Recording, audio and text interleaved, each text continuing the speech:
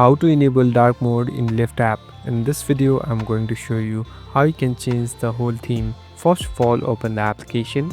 Now here on the right bottom, you can see this hue option. Simply tap on hue. So these are the profile settings. Now here on the bottom, you'll be able to see settings. Simply tap on it. So these are the settings interface. Here on the option called dark mode, simply tap on dark mode. So here there are three different options: use device settings, always off and always on. So you can simply tap on always on. So it will take some time, and as you can see, the whole theme has changed to dark. So it's according to the user preference if they want dark mode or light mode. So in my case, I like dark mode more. So it's done. Thank you for watching this video. I hope this video will help you.